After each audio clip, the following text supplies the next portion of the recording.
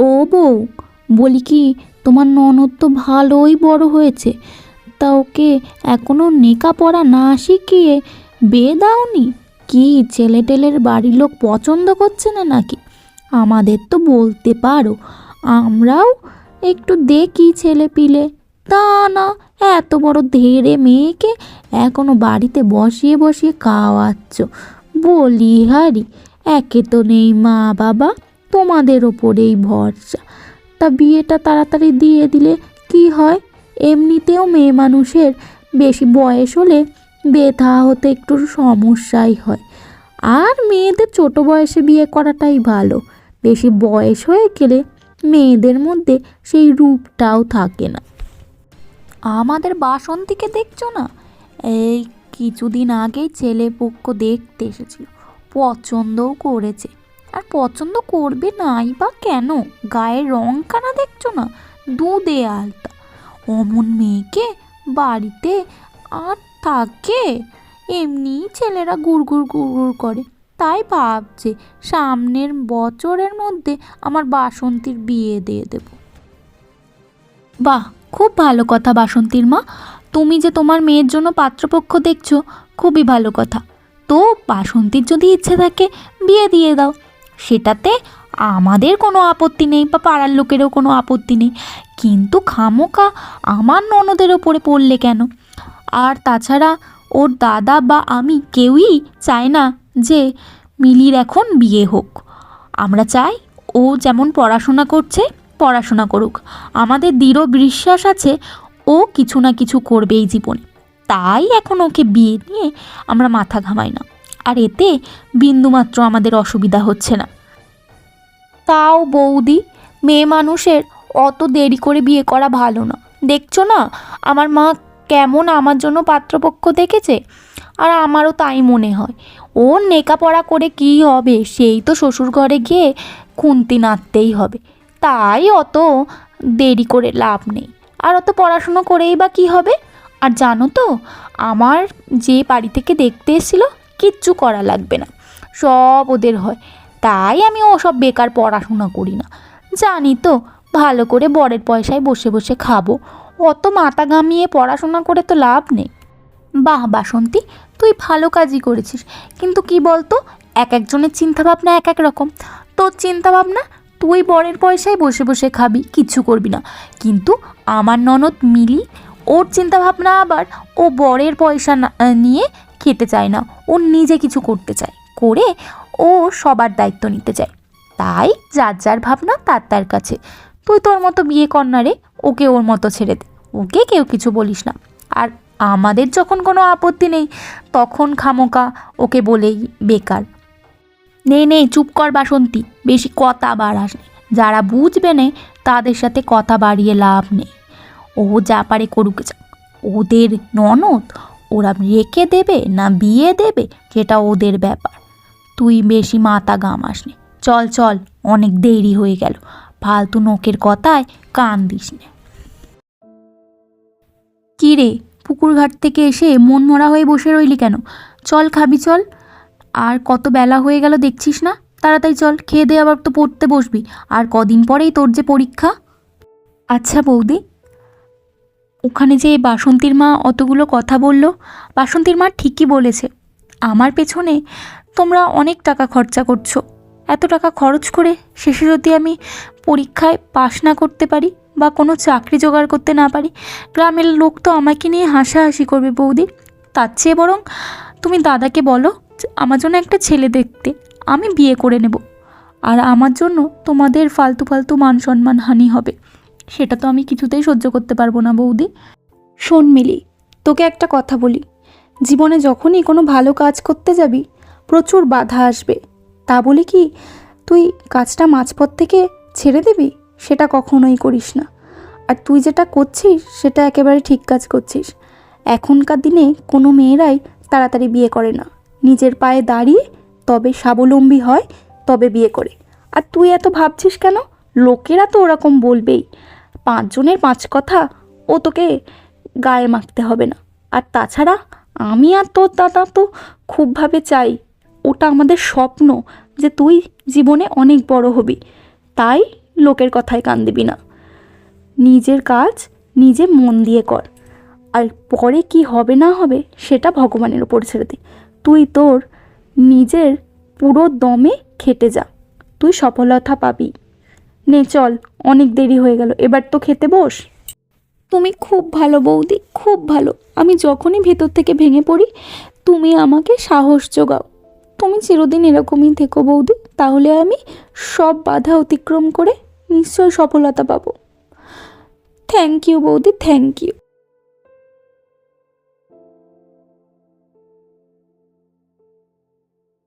জানো, আজকে পুকুর ঘাটে যখন আমি বাসন মাজতে গিয়েছিলাম, বাসন্তীর মা আমাদেরকে যাচ্ছে না তাই বলল। আমরা কেন মিলির বিয়ে দিচ্ছি না, ওকে কেন পড়াশোনা করাচ্ছি, মেয়ে মানুষ হয়ে কেন এত লেখাপড়া করাচ্ছি, এটা ওর জন্য ঠিক নয়, ওকে বিয়ে দিলেই ঠিক হতো। এইসব শুনতে আমার খুবই খারাপ লাগছিল। মিলি জীবনে বড় হবে আর ও যে জীবনে সফলতা অর্জন করবে তার জন্যই তো আমরা অপেক্ষা করে আছি। কিন্তু গিন্নি, এবার টাকাটা যে ওকে জমা দিতে হবে ওর কোচিং সেন্টারে, সেটাই যে এবার জোগাড় করতে আমি আটকে উঠছি। কারণ আমার কাজটা যে চলে গেছে গিন্নি, আর তো নেই। আমি সামনের মাসে টাকা জোগাড় করব কি করে সেটাই বুঝতে পারছি না। তুমি আমাকে বরং দুটো খেতে দাও, আমি এখনই বেরোই, বেরিয়ে দেখি কোনো কিছু পাই কিনা। মিলির স্বপ্ন আমাকে পূরণ করতেই হবে।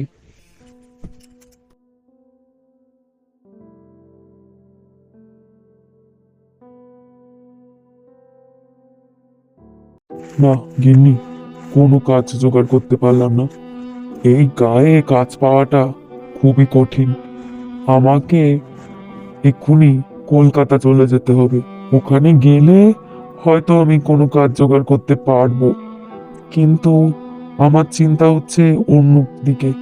আমি তো কলকাতায় গেলাম, গিয়ে তো আর সঙ্গে সঙ্গে কাজটা পাবো না। তো ততদিন তোমাদের চলবে কি করে? তাছাড়া মিলির পড়াশোনা, ওর কোচিং এর ফিস কি করে দেবে আমার তো মোটেই মাথায় কাজ করছে না। কি করি বলো তো গিন্নি? ওগো, তুমি এত ভেবো না। আমি জানি তুমি সৎ এবং পরিশ্রমী, তুমি কোনো না কিছু পেয়ে যাবে। আর ততদিন আমাদের কথা ভাবতে হবে না। মিলি যে আমাদের একমাত্র সম্বল, ওর স্বপ্ন পূরণ আমাদেরকে করতেই হবে। তুমি কিচ্ছু ভেবো না, তুমি কলকাতায় রওনা দাও। আমি জমিদার বাড়িতে ঘর মোছা বাসন মাজার কাজ করে দেব। ওদের কয়েকদিন ধরে একটা কাজের মেয়ের দরকার ছিল, আমাদেরকে জানিয়েছিল, তাই আমি ভাবছি ওই কাজটাই আমি করব। তারপরে তুমি কিছু একটা পেয়ে গেলে আমি ছেড়ে দেবো, তখন তো আর কোনো অসুবিধা হবে না, বলো? তুমি যাও নিশ্চিন্তে, আমাদের কথা ভেবো না, আমি ঠিক কষ্ট করে চালিয়ে নেব। তোমার মতো এরকম স্ত্রী পেয়ে আমি ধন্য। এরকম স্ত্রী যেন ঘরে ঘরে হয়। ঠিক আছে, আমি আর বেশি দেরি করবো না। রাতের ট্রেনে আমি কলকাতা পৌঁছাবো। ঠিক আছে, তুমি ভালো থেকো আর মিলিকে ভালোভাবে রেখো। আমি চলি।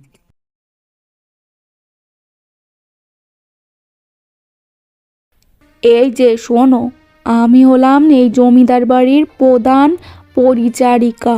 আমি সব তদারকি করি, কে কি করে মুছছে, কে কি করে ঝাড়ছে, কে কি রান্না করছে, সব কিন্তু আমার পাই টু পাই হিসেব চাই।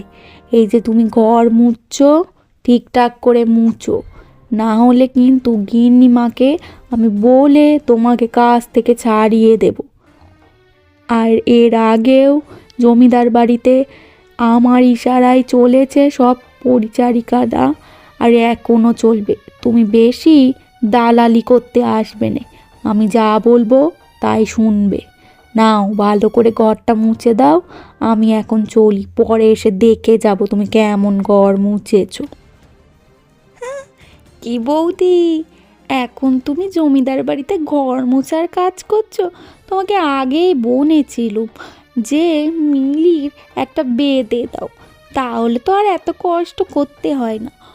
ওই তো ওর পড়াশুনোর টাকা জোগাড় করতে গিয়েই তো তোমার এই হাল, পরের বাড়িতে কাজ করতে হচ্ছে। আর তার দাদাকে সেই দূর দূরান্তের কোন শহরে পড়ে আছে।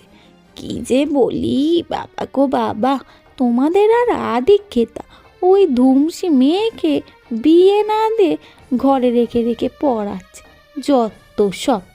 শোন বাসন্তী, তোকে আগের দিনও বলেছি, এখনও বলছি, তুই মিলির ব্যাপারে আর একটা কথা বলবি না। এবার যদি মিলির ব্যাপারে বা মিলির বিয়ের ব্যাপারে কোনো কথা বলিস, আমার থেকে খারাপ কেউ হবে না। আমরা ওকে পড়াই না বিয়ে দিই সেটা আমাদের একান্ত ব্যক্তিগত ব্যাপার, সেটাতে তুই কখনোই নাক গলাবি না। আর হ্যাঁ, আমি জমিদার বাড়ি কাজ করি না বাড়িতে বসে বসে খাই, সেটা একান্ত আমার ব্যাপার, তুই এ ব্যাপারেও কথা বলবি না। এবার যদি এইসব ব্যাপারে কথা বলিস, আমার থেকে খারাপ আর কেউ হবে না। তোর বাড়িতে গিয়ে তোর মাকে গিয়ে বলে আসবো। যা এখন এখান থেকে। বৌদি, তুমি কাজ করে আসছো, এসে আবার ভাত রান্না করছো কেন? আমাকে একটুও কাজ করতে দাও না। তাহলে আমি কি বাড়ি বসে সারাদিনই পড়াশুনো করব? আমার খুবই খারাপ লাগে। তুমি ওই ভূতের মতো খেটে আসো, এসে বাড়িতে সমস্ত কাজ করো, আর আমাকে কিছু করতে গেলেই তুমি আমাকে বকাঝকা করো। কেন বৌদি, আমি কি কোনো কাজ করতে পারি না? এতে তো আমার ভালো লাগবে। আমার খুবই খারাপ লাগে তুমি এত কষ্ট করো। আর তোর পরীক্ষা 2 দিনও বাকি নেই, আর একটু কষ্ট করে পড়, তারপরে সারাদিন আমার সাথে বসে বসে কাজ করিস। পরীক্ষা মন দিয়ে দিবি আর আমাদের স্বপ্ন পূরণ করবি। এটা মাথায় রাখবি।